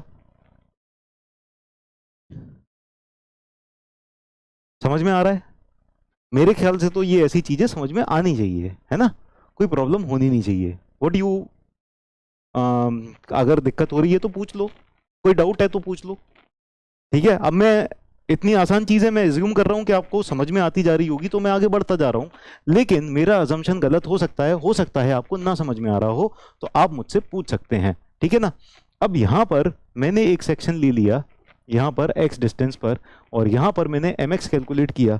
जब मैंने mx कैलकुलेट किया तो यहाँ पर मुझे mx मिला plus WL x by 2 minus W x square by 2। सही mx है क्या? सही, mx की वैल्यू सही है ना, ठीक है ना। अब जहां पर स्ट्रेन एनर्जी, अब यहां पर ना ये वाला फॉर्मूला मत यूज कर देना, यहां पर तो स्क्वायर ही करना पड़ेगा, स्ट्रेन एनर्जी के लिए स्क्वायर करना पड़ेगा। जब हमें स्लोप या डिफ्लेक्शन कैलकुलेट करना होता है ना, तब पार्शियल डेरिवेटिव करेंगे, ठीक है ना। तो अभी स्लोप या डिफ्लेक्शन कैलकुलेट नहीं करना है, इसको स्क्वायर ही करना पड़ेगा। स्क्वायर करने के अलावा और कोई चारा है नहीं। स्क्वायर करने में भी ना हम थोड़ी समझदारी ये दिखा सकते हैं, W/2 को पहले ही कॉमन लेके बाहर ले लेते हैं, तो ये आ जाएगा W, अरे colour change, W square divided by 4।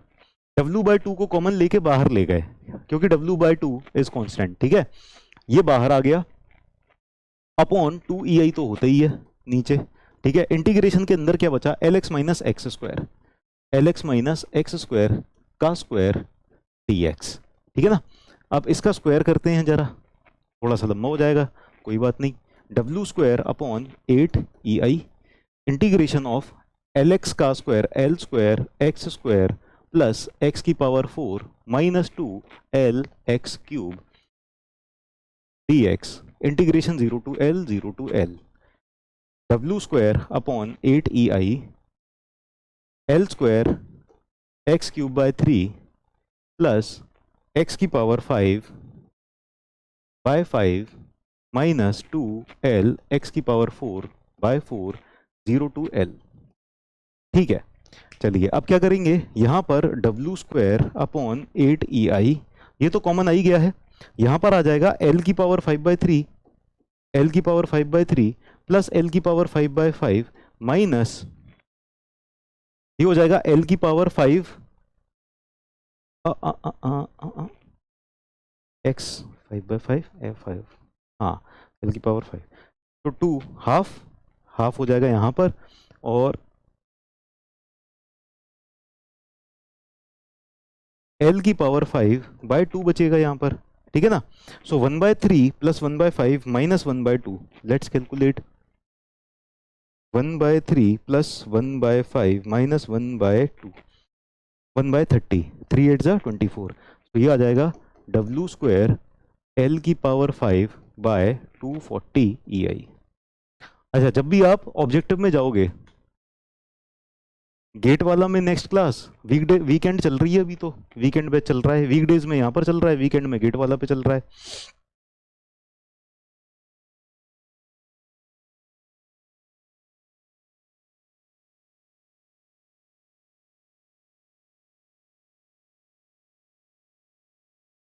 जब भी आप ऑब्जेक्टिव पेपर में अटेम्प्ट करोगे ना, ये सारे के सारे ऑप्शन, कोई भी क्वेश्चन पूछा जाए, हर एक का मतलब ये जो सारे ऑप्शंस है ना, ये सारे दिखाई देंगे, तो आपको वहां पर ये कंफ्यूजन होगा, ये इस वाले का है आंसर, ये इस वाले का, इस वाले का, इस वाले का है, तो आपको याद रखना है कि कौन से वाले का कौन सा आंसर होता है,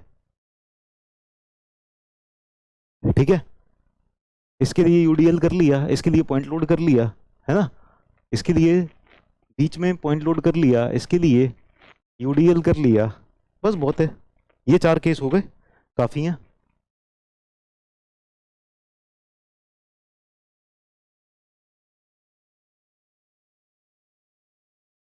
वीकेंड में भी सोम, वीकडेज में भी सोम, हर जगह सोम सोम सोम सोम सोम। ये वाला मंथ बहुत ज्यादा हेक्टिक है।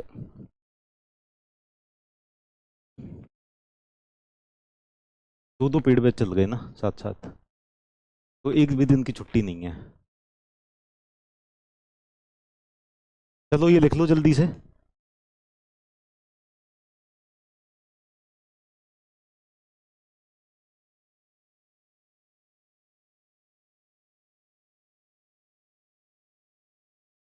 एक दिन की फ्राइडे को छुट्टी मिल गई थी जब आपकी क्लास ऑफ कर दी थी। यूवीएल भी करें क्या? अरे यूवीएल रहने दो, यूवीएल आता ही नहीं है। यूवीएल आए ना तो एक काम करना, एक आध पेज छोड़ देना, यूवीएल का भी ना देख लेना एक्सप्रेशन क्या है, रट लेना। ठीक है, लिख लेना, वैसे यूवीएल आता नहीं है। ओम सोम हरि ओम। स्ट्रक्चर एनालिसिस आपसे पढ़कर मजा आ गया? कब पढ़े? अच्छा टॉस पढ़ भी लिए क्या? तुमने गेट में भी ज्वाइन कर रखा है क्या? डन। चलो बहुत बहुत बढ़िया। तो अब ना एक काम करना, एक पेज और छोड़ देना, अगर कोई अलग सा एक्स्ट्रा सा उल्टा पुल्टा सा केस आपको दिखाई दे तो वो आप लिख लेना। ठीक है ना? मुझे इतने केस दिखाई दिए तो मैंने इनके लिए डेरिवेशन करा दिया। आपको अगर, क्योंकि क्या है कि अथाह बुक्स हैं, अथाह सागर है ना। और आज क्या हुआ, मैंने ऑर्डर की थी ऑनलाइन कन्वेंशनल वाली बुक, और उन्होंने गलती से ये ऑब्जेक्टिव वाली फिर से भेज दी। एक ऑब्जेक्टिव वाली रखी हुई थी, एक और आ गई है, और कन्वेंशनल वाली नहीं आई है। क्या किया जाए मुझे समझ में ही नहीं आ रहा।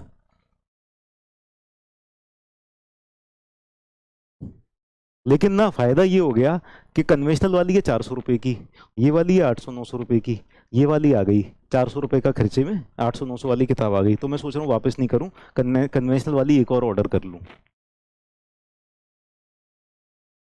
गेट वाला का भी आपके पास? फाइनली रटना ही है, फाइनली तो रटना ही है। देखो आपके पास जो बच्चे कन्वेंशनल में नहीं जा रहे हैं, कन्वेंशनल पेपर नहीं है, उनको ये रटने ही पड़ेंगे। आप ये नहीं सोच सकते, सीधी सिंपल सी बात है कि आपके पास ऑब्जेक्टिव में आप पेपर देने गए और आप ये वहां पर डिराइव करने का टाइम मिल रहा है, हड़बड़ा जाते हैं। पेपर का माइंडसेट बहुत अलग होता है, तो इसीलिए पेपर का माइंडसेट बहुत अलग होता है। पेपर में ना आप घबरा जाते हो, इसीलिए वहां पर रट के जाओ तो ज्यादा सही है। वहां पर सॉल्व करोगे ना गलती हो जाएगी। कन्वे और ऑब्जेक्टिव पेपर में टाइम भी बहुत कम रहता है। ऑब्जेक्टिव में टाइम भी बहुत कम रहता है, आपको 35 40 सेकंड मिलते हैं, 35 40 सेकंड में तुम कर लोगे ये डिराइव। रटना ही पड़ेगा, ठीक है ना? चलिए आगे चलते हैं। तो हमारा चैप्टर ये वाला क्या हुआ, खत्म। ये वाला चैप्टर, डिफ्लेक्शन वाला चैप्टर खत्म हुआ। तो डिफ्लेक्शन वाले चैप्टर में हमने क्या क्या पढ़ा? डिफ्लेक्शन वाले चैप्टर में हमने स्टैंडर्ड रिजल्ट्स पढ़े।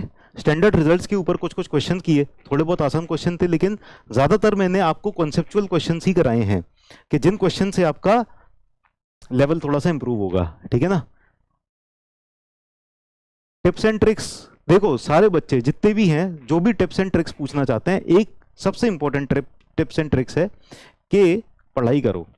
पढ़ाई करना ही सबसे ज्यादा बेनिफिशियल होगा, इससे ज्यादा बड़ी इंपॉर्टेंट टिप्स या ट्रिक्स नहीं है। पढ़ाई करो जितनी ज्यादा कर सकते हो। ठीक है, आगे चलते हैं। नेक्स्ट, स्ट्रेन एनर्जी मेथड पढ़, अभी तो खत्म हुआ है फिर से आ गया। हाँ नेक्स्ट चैप्टर, नेक्स्ट चैप्टर क्या, transformation of stress and strain. शायरी, अरे शायरी के लिए तो थोड़ा सा मेहनत करनी पड़ेगी। एक मिनट, हम चोरी वाले शायर हैं, चोरी कर करके शायरियां सुनाते हैं। शायरी तो शायरी है, इतने लोगों ने जब इतनी मेहनत कर करके शायरियां लिखी हुई हैं, किस लिए लिखी हैं? इसीलिए तो लिखी हैं कि अनिरुद्ध सर अपने बच्चों को सुना पाए, है ना? वरना उनकी मेहनत वेस्ट नहीं हो जाएगी। यूथ पब्लिकेशन की बुक्स अमेजोन पे फ्लिपकार्ट पे अवेलेबल नहीं है, फिर ऑर्डर कहाँ करें? तो आ जाएंगी, अवेलेबल हो जाएंगी। इतनी ज़्यादा भारी डिमांड हो गई है इन किताबों की कि अवेलेबल ही नहीं है। ये तो मतलब बड़ा खतरनाक काम कर दिया, इतने सारे लोगों ने परचेज कर डाली हैं।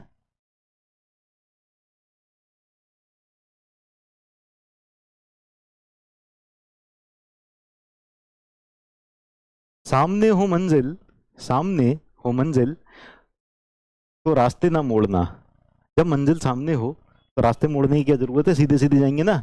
तो सामने हो मंजिल तो रास्ते ना मोड़ना, जो भी मन में हो वो सपना ना तोड़ना, कदम कदम पर मिलेंगी मुश्किलें आपको, बस सितारे चुनने के लिए कभी जमीन मत छोड़ना। सितारे चुनने के लिए कभी जमीन मत छोड़ना। ठीक है, चलिए आगे चलते हैं। अब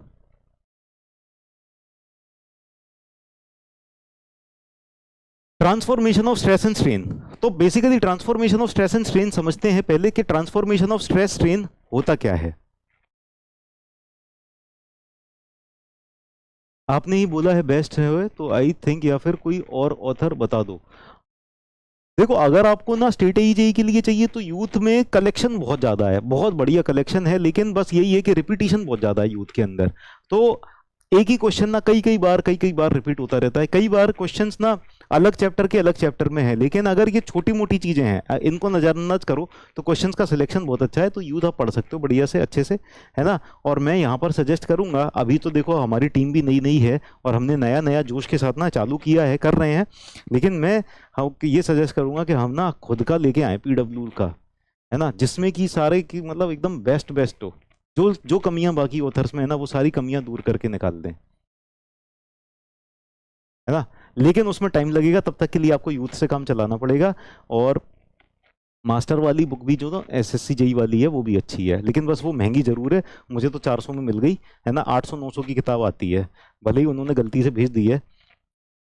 यूथ में हाँ कुछ कुछ सॉल्यूशन रॉन्ग भी हैं, कुछ सम सॉल्यूशंस आर रॉन्ग, लेकिन मोस्टली आर करेक्ट, ज्यादातर करेक्ट हैं। आपको 95% सॉल्यूशंस करेक्ट ही मिलेंगे जो मैंने ऑब्जर्व किया, ठीक है ना। ठीक, तो क्वेश्चंस करने हैं बहुत सारे हैं, वैसे यहाँ पर हम डीपीपी वगैरह में भी कराते रहते हैं ना। चलिए, कब आएगा अभी से मत पूछो, अभी तो मैंने सजेशन भी नहीं दिया है, तो पहले तो सजेस्ट करूंगा, फिर अप्रूवल मिलेगा, फिर काम चालू करेंगे, फिर टीम बिठाएंगे, वो तो उसमें टाइम लगेगा। आप ये सोचो 1 साल तो कम से कम मान लो अगर अप्रूवल हो जाता है तो, ठीक है।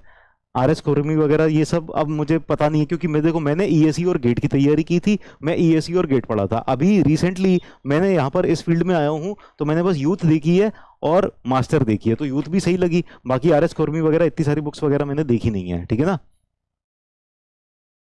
चलिए, मास्टर की ही है एसएससी जेई के लिए, वो आप देख लेना, ठीक है ना। आपको अमेजोन पे फ्लिपकार्ट पे दोनों पे मिल जाएगी। आगे कंटिन्यू करते हैं। अब देखो ये फालतू की बातें अब बंद, ठीक है, ये सारी बातों में ना टाइम खराब करने से टाइम खराब होता है, हमें फोकस्ड रहना है अपनी तैयारी के ऊपर, हमारे सिलेबस के ऊपर। अब transformation of stress and strain पढ़ते हैं। Transformation of stress and strain पढ़ते हैं, ठीक है, let us study transformation of stress and strain. Transformation का मतलब क्या होता है, देखो आप बेसिक से समझना, बेसिक से समझोगे तो सारी चीजें समझ में आएंगी, बहुत छोटे लेवल से समझा रहा हूँ, बहुत आसान लेवल से। देखो अगर कोई फोर्स है, आपने बचपन में पढ़ा होगा, कोई फोर्स है इस डायरेक्शन में फोर्स, ठीक है ना। अब अगर आपको इस फोर्स को यहां पर रिजॉल्व करना है कि यहां पर एफ डैश, ये जो कंपोनेंट है इस फोर्स का, ये कंपोनेंट ये कितना होगा, तो आपको थीटा की जरूरत होती थी ना, थीटा की जरूरत होती थी ना। तो यहां पर अगर इस डायरेक्शन में एक्स डायरेक्शन में फोर्स है, इसका कोई कंपोनेंट है जो रिजॉल्व करना है आपको थीटा एंगल पे, तो ये एफ डैश कितना हो जाता था, कितना हो जाता था, एफ डैश हो जाता था एफ कॉस थीटा, यस और no, F cos theta, yes और नो, ये हो जाता था ना, सबको पता है ना, एवरीवन रिमेंबर्स, ठीक है। अभी ये तो एफ कॉस थीटा है, अब इस वाले कंपोनेंट से अगर 90 डिग्री एंगल पर जाऊं, मैं 90 डिग्री एंगल पर जाऊं यहां से, अगर ये वाला कंपोनेंट रिजॉल्व करना है, मान लो ये एफ डबल डैश है, एफ डबल डैश कितना हो जाता है, एफ डबल डैश कितना हो जाता है, एफ डबल डैश हो जाता है एफ साइन थीटा, यस और no, this will become F sine theta, ये एफ साइन थीटा हो जाएगा। चलिए बहुत अच्छी बात है, एफ साइन थीटा हो गया ये, तो this is F cos theta and this is F sine theta, yes. अगर ऐसे ही मैं आपसे कहूं कि यहां पर है स्ट्रेस, यहां पर है स्ट्रेस, ठीक है, ध्यान देना सब लोग, यहां पर, अब इस स्ट्रेस से अगर मैं सिग्मा डैश यहां पर कैलकुलेट करूं, आपसे पूछूं कि ये सिग्मा डैश कितना होगा, ये सिग्मा डैश कितना होगा, क्या कहोगे आप, क्या कहोगे आप, कितना होगा, सिग्मा डैश कॉस थीटा, ये हो जाएगा सिग्मा कॉस थीटा हो जाएगा, और यहां पर जब आप स्ट्रेस कैलकुलेट करोगे इससे परपेंडिकुलर वाले प्लेन पर, है ना, परपेंडिकुलर फ्रॉम दिस, यहां से 90 डिग्री बना रहा होगा ये, तो यहां पर सिग्मा डबल डैश ये हो जाएगा सिग्मा साइन थीटा। यस और नो, हो जाएगा ये? Sigma cos theta sigma sine theta नहीं होगा, नहीं होगा। अगर ये ऐसे ही हो रहा होता, अगर ये इतना आसान होता तो ये चैप्टर ही एग्जिस्ट नहीं करता और हमारी कोई परेशानियां ही नहीं होती। इतना आसान होता तो ये आसान नहीं है, ठीक है। इसको कैलकुलेट करना मुश्किल काम है। It will not happen like this, इस तरह से नहीं होगा। ये ऐसा क्यों नहीं होगा? क्योंकि ये वाला जो रूल है ना, ये सारे के सारे वेक्टर्स पे लगता है। It is applicable on vectors. तो vectors law of addition, vectors law of ये, ठीक है ना। तो ये जो कंपोनेंट्स वगैरह रिजॉल्व करते हैं ये सब वेक्टर्स पे लगता है। और स्ट्रेस क्या है? Stress is not a vector, stress is a tensor quantity, या ज्यादा प्रिसाइसली कहूं तो सेकेंड ऑर्डर टेंसर, ठीक है ना। तो स्ट्रेस इज टेंसर क्वांटिटी, ठीक है, स्ट्रेस इज टेंसर क्वांटिटी। तो यहां पर स्ट्रेस के लिए ना कैलकुलेट करना कि ये अलग अलग प्लेन पे अलग अलग डायरेक्शन में जो स्ट्रेसेस आएंगे इसको ही कहते हैं रेजोल्यूशन, रेजोल्यूशन नहीं है, ट्रांसफॉर्मेशन ऑफ स्ट्रेस, ठीक है। इनको क्या कहते हैं? Resolution of forces, resolution of forces, forces को रिजोल्व करना। यहां पर कहते हैं ट्रांसफॉर्मेशन ऑफ स्ट्रेसेस। तो ये जो ट्रांसफॉर्मेशन करते हैं ना, ये कितनी वैल्यू आती है ये समझते हैं, ठीक है ना।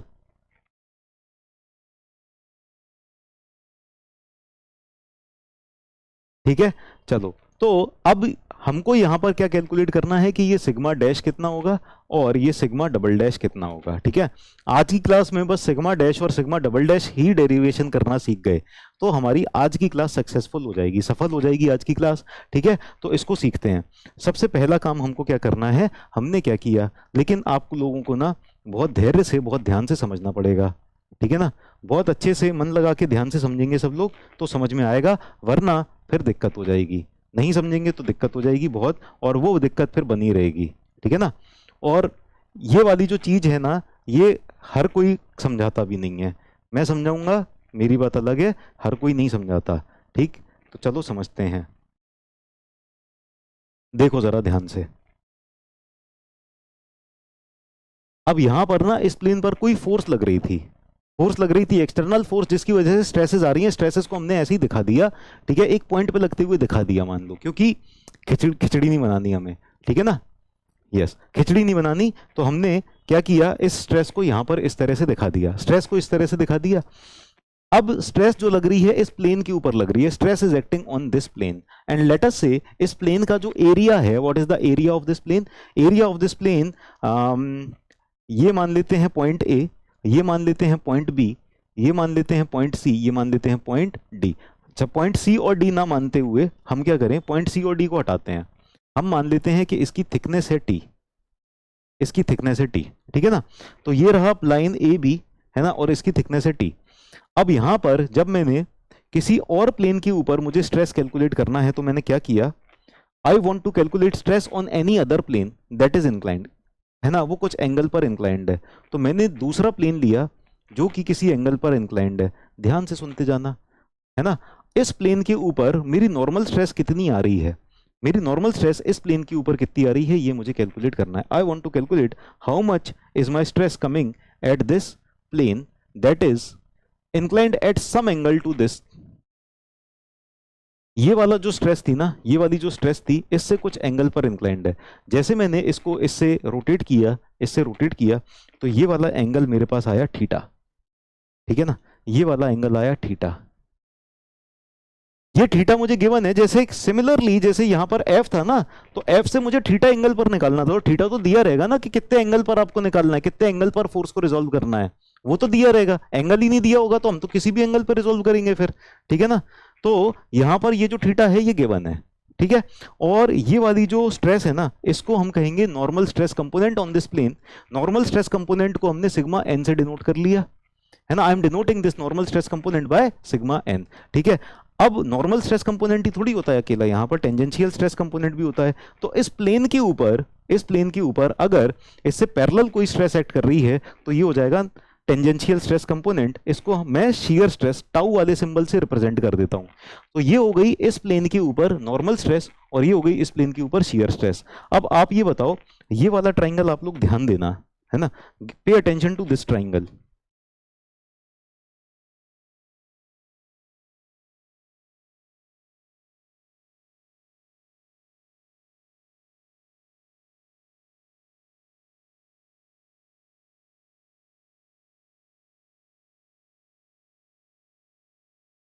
ये वाला ट्राइंगल दिखाई दे रहा है सबको, है ना, सबको दिखाई दे रहा है।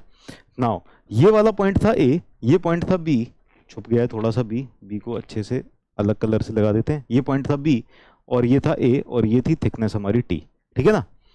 अब यहां पर एक तीसरा पॉइंट ले लेता हूं मैं, अगला पॉइंट ले लेता हूं ए बी और सी पॉइंट यहां पर ले लेता हूं। I have taken C point here, ठीक है ना। अब ये वाले ट्राइंगल में आप ये देखो कि ये वाला से ये वाला जब प्लेन सर का है ना, ये वाला प्लेन जब ऐसे गया तो सॉरी ये वाला एंगल, ये इस प्लेन का नॉर्मल था, इस प्लेन का नॉर्मल इस प्लेन के नॉर्मल से थीटा एंगल बना रहा है। तो यानी ये वाला प्लेन ये वाले प्लेन से थीटा एंगल बनाएगा, ये वाला एंगल थीटा होगा। ये आपको समझ में आ रहा है कि नहीं आ रहा? This angle is theta, yes और नो? ये आप लोग थोड़ा सा दिमाग लगाओ, देख लो, समझ लो कि हमारे पास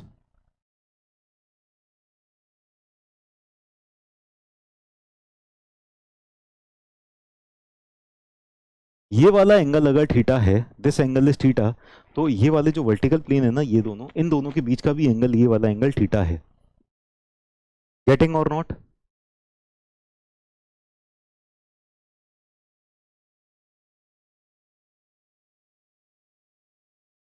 अरे कॉस थीटा साइन थीटा, तुम इतनी जल्दी मत पहुंच जाओ, ठीक है, शताब्दी में नहीं बैठे हैं अपन।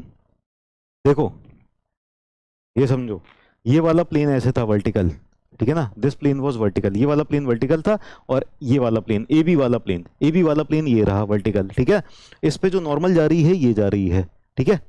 अब अगर ये ए बी वाला प्लेन इसके अबाउट थीटा एंगल रोटेट करेगा, थीटा एंगल रोटेट करेगा, तो ये वाला प्लेन यहां से यहां थीटा एंगल रोटेट करके यहां पहुंचा, तो ये वाला जो नॉर्मल है ना, ये नॉर्मल भी तो पहले से थीटा ही एंगल रोटेट करेगा ना, ये भी तो जितना प्लेन, जितना ये प्लेन रोटेट कर रहा है यहां से, है ना, उतना ही तो ये रोटेट कर रहा है यहां से, सेम रोटेशन होगा दोनों का, ठीक है ना। तो ये वाला थीटा और ये वाला थीटा सेम है, ये समझ में आ गया सबको, ठीक है ना। So this theta and this theta is same, ये सबको समझ में आ गया, चलिए बहुत अच्छी बात है। अब नाउ ये जो स्ट्रेस है ना, स्ट्रेस को सीधे सीधे ट्रांसफॉर्म नहीं किया जा सकता, स्ट्रेस को रिजॉल्व नहीं किया जा सकता। हमको क्या करना पड़ेगा, इस स्ट्रेस को पहले फोर्स में कन्वर्ट करना पड़ेगा। We have to convert this stress into force, है ना, इस स्ट्रेस को फोर्स में कन्वर्ट करना पड़ेगा, फिर फोर्स को रिजॉल्व करेंगे और वापस से फोर्स से स्ट्रेस में कन्वर्ट करेंगे, ठीक है ना। तो स्टेप क्या है, यहां पर हमें स्ट्रेस पता है ना, तो इस स्ट्रेस को, ठीक है, यहां पर हमें स्ट्रेस पता है, तो जो स्ट्रेस पता है, स्ट्रेस को हम फोर्स में कन्वर्ट करेंगे, ठीक है ना। फिर फोर्स को रिजॉल्व करेंगे, फिर इस फोर्स को रिजॉल्व करेंगे, ये वाली डायरेक्शन में देखेंगे कितनी फोर्स आ रही है, ये वाली डायरेक्शन में देखेंगे कितनी फोर्स आ रही है, फोर्स को रिजॉल्व किया और फिर फोर्स से वापस से स्ट्रेस में कन्वर्ट करेंगे कि ये नॉर्मल स्ट्रेस और ये टेंजेंशियल स्ट्रेस, ठीक है ना। तो टेंजेंशियल फोर्स और नॉर्मल फोर्स में पहले कन्वर्ट किया जाएगा। अब टेंजेंशियल फोर्स और नॉर्मल फोर्स में कन्वर्ट करने के लिए एक काम करता हूं, मैं ये डायग्राम को दोबारा बनाता हूं, ठीक है। I will draw this diagram again, ये डायग्राम मैं दोबारा बना रहा हूं, ठीक है ना। तो अब बेसिकली क्या है, डायग्राम सब सेम है, everything is same, only the difference is अब यहां पर मैं स्ट्रेसेस की जगह ना मैं फोर्सेस लिख रहा हूं, ठीक है, आई एम राइटिंग फोर्सेस, बाकी सब कुछ सेम है। तो यहां पर कौन सी फोर्स आएगी, ये वो फोर्स है जो एक्ट कर रही है corresponding to this sigma, sigma के करस्पॉन्डिंग जो फोर्स आ रही है यहां पर ये एफ है, ठीक है ना। सिग्मा एन के करस्पॉन्डिंग जो यहां पर फोर्स आ रही है ये एफ एन है ना। और यहां पर शियर स्ट्रेस के करस्पॉन्डिंग जो यहां पर फोर्स आ रही है ये एफ टी टेंजेंशियल फोर्स मैंने बोल दी, ठीक है ना। I have to convert this stress into force, इस स्ट्रेस को फोर्स में कन्वर्ट करना है ना। तो फोर्स क्या हो जाएगा, फोर्स हो जाएगा ये वाली जो फोर्स है यहां पर, this force will be equal to, this force will be equal to stress into area, area क्या होगा, ए बी इंटू थिकनेस हो जाएगा, ए बी इंटू थिकनेस हो जाएगा ये वाली फोर्स।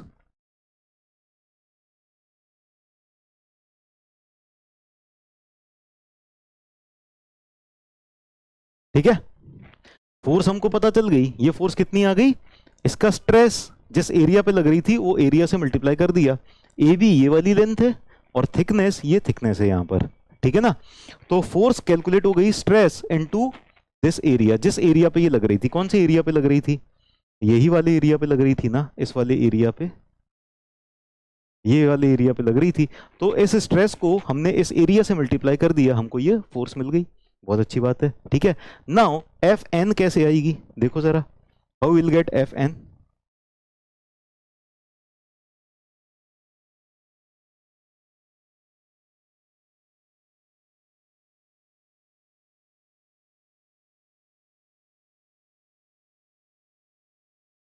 तो यहां पर अगर मैं एफ एन कैलकुलेट करूं तो ये एफ कॉस थीटा नहीं आ जाएगी, F cos theta, F N will be equal to F cos theta, yes और no. F N will be equal to F cos theta हो जाएगा, यानी कि stress into A B into T cos theta हो जाएगा ये, ठीक है ना। और ऐसे ही ये जो टेंजेंशियल फोर्स है एफ टी ये क्या हो जाएगा, F T will be equal to F sine theta, that will be equal to sigma into A B into T sine theta, yes और नो।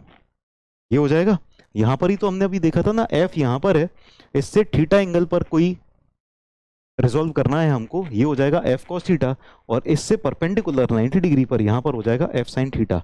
बस वही किया है, एफ हमको पता है ना। एफ क्या हो जाएगा, सॉरी एफ एन क्या हो जाएगा, एफ एन हो जाएगा एफ कॉस थीटा, और एफ टी हो जाएगा टेंजेंशियल कंपोनेंट हो जाएगा F sine theta, yes.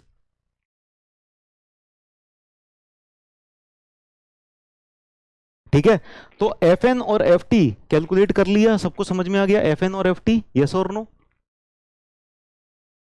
F N और एफ टी ये क्लियर है, चलिए अब आगे चलते हैं।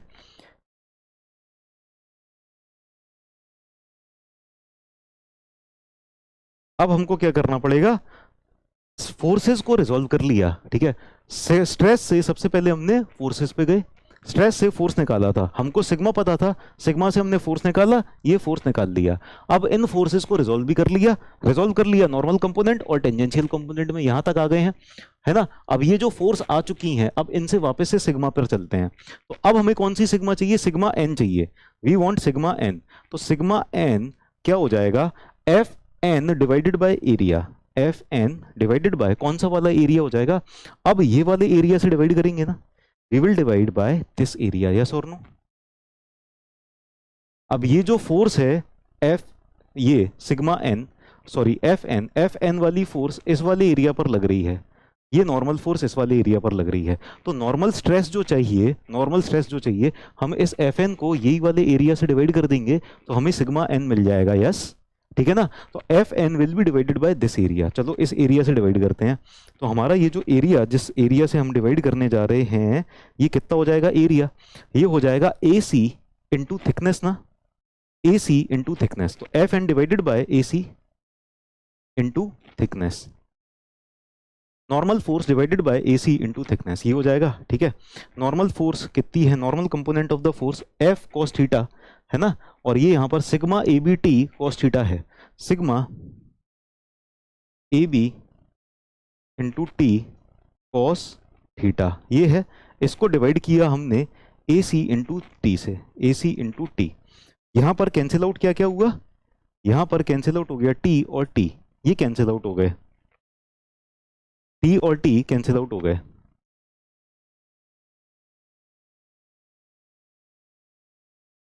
क्लियर है। अब आप ये बताओ ए बी अपॉन ए सी क्या है, A B upon A C perpendicular upon hypotenuse है, sorry base upon hypotenuse, A B upon A C क्या है, बेस अपॉन हाइपोटेनियस, यस और no. A B upon A C is base upon hypotenuse,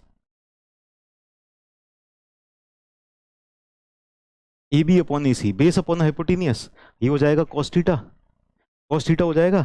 अगर ये cos theta हो गया तो यानी कि sigma N will be equal to sigma cos square theta, yes और no, sigma cos square theta हो गया, यस और no. Normal component sigma cos theta की जगह सिग्मा कॉस स्क्वायर थीटा आ गया, है ना। ए बी क्या है, इस ट्राइंगल का बेस, ये जो ग्रीन वाला ट्राइंगल बना है इसका बेस है ना ए बी, और ए सी क्या है, हाइपोटेनियस। बेस अपॉन हाइपोटेनियस क्या होता है, कॉस थीटा होता है।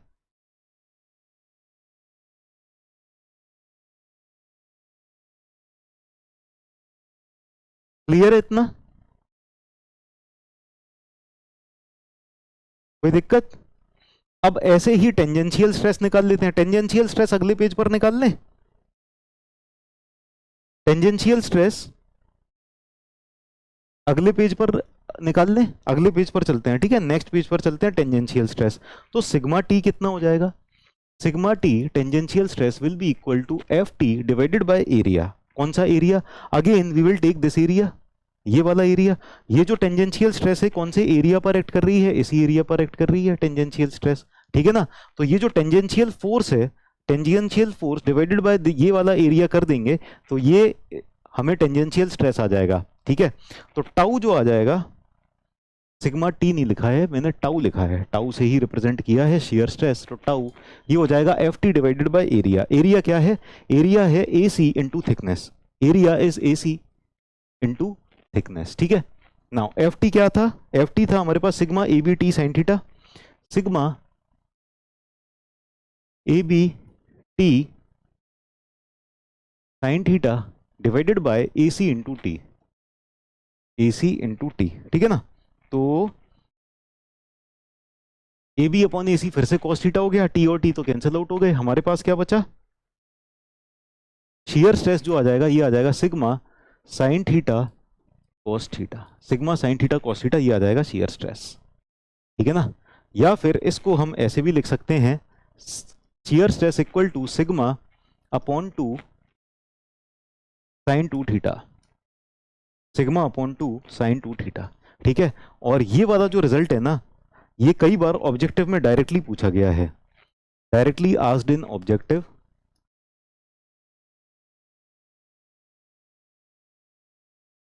ऑब्जेक्टिव मैनी टाइम्स, नहीं मैनी टाइम्स तो नहीं, फ्यू टाइम्स, फ्यू टाइम्स लिख लेते हैं, ये फ्यू टाइम्स ऑब्जेक्टिव में सीधे सीधे पूछा गया है, ठीक है। तो आप वहां पर डेराइव तो नहीं करोगे बैठ के इतना पूरा, है ना। डेरिवेशन मैंने करा दिया है, अब आपको क्या करना पड़ेगा, इसको याद करके जाना पड़ेगा। तो कई बार इसको इस तरह से पूछा गया है कि यहां पर मैंने पी फोर्स लगाई है, पी फोर्स लगाई है, ठीक है, और ये वाला area of cross section A है, तो ये वाले प्लेन पर जो शियर स्ट्रेस आ जाएगा ये कितना आ जाएगा, तो यहां पर शियर स्ट्रेस अब क्या आ जाएगा, आप क्या करोगे, P upon 2a sign 2 theta, है ना। इसको ऐसे भी रिप्रेजेंट कर सकते हैं, साइन 2 थीटा लगा दिया यहाँ पर 2 लगा दिया, ठीक है। तो sine theta cos theta by 2, मतलब साइन 2 थीटा बाय 2 हो जाएगा साइन थीटा कॉस थीटा, है ना। और स्ट्रेस की जगह आप क्या लिख सकते हो, स्ट्रेस की जगह P बाय A लिख सकते हो। तो जिस प्लेन पर ये फोर्स एक्ट कर रही है डिवाइडेड बाय AC का एरिया, ये हो जाएगा स्ट्रेस, ठीक है। तो इस तरह से, ठीक है, एक आध दो बार आप डिराइव करके देख लेना, है ना। आज की क्लास में ये कर लिया, हमारा सफल हो गया, आज की क्लास सफल हो गई, ठीक है ना। अब अगली क्लास में हम सारे के सारे केसेस करेंगे, 3-4-5 केसेस बनते हैं, वो वाले फॉर्मूले याद ही करने पड़ेंगे। डिराइव भी करवा दूंगा मैं अगर, तो डेरिवेशन का कोई फायदा नहीं है ना, वो डेरिवेशन कन्वेंशनल में आते ना, कभी आपको वो डेरिवेशन याद भी रहने वाले। जैसे ये वाला डेरिवेशन आपको याद नहीं रहेगा, ठीक है, ये एक एक्सिस के अलोंग था, अब वो जो डेरिवेशंस हैं वो 2 एक्सिस के अलोंग है, तो वो और ज्यादा कॉम्प्लिकेटेड हो जाते हैं, तो वो डेरिवेशन हम नहीं करेंगे, लेकिन उनके जो रिजल्ट हैं, जो फॉर्मूले हैं, वो याद जरूर करेंगे, और वो बहुत ज़्यादा इंपॉर्टेंट हैं। वो जो फॉर्मूले हैं वो डायरेक्टली आपके एग्जाम में पूछे जाते हैं, ठीक है ना। तो आपको क्या करना है, उन फॉर्मूलों को याद करना है, you have to remember those फॉर्मूले, ठीक है। तो मेथड्स ये अगली क्लास में हम करेंगे, मेथड्स ऑफ स्ट्रेस ट्रांसफॉर्मेशन 2 तरह के होते हैं, और कई सारे केसेस करेंगे हम, ठीक है ना। हाँ, आज जो समझ गया वो पास हो गया, ठीक है। कल की क्लास से ये सारे के सारे मेथड्स हम पढ़ना चालू करेंगे, और कई सारे केसेस हैं, तो वो फॉर्मूले आपको जरूर याद करने पड़ेंगे, ठीक है ना। यू विल रिमेंबर दोस फॉर्मूले, कन्वेंशनल में भी वही फॉर्मूले काम आएंगे, ऑब्जेक्टिव में भी वही फॉर्मूले काम आएंगे। डेरिवेशन की ना कन्वेंशनल में जरूरत है ना ऑब्जेक्टिव में जरूरत है, ठीक है। मिलते हैं फिर कल की क्लास में, bye bye, take care, see you in the next class. Thank you so much Avadhesh, bye bye.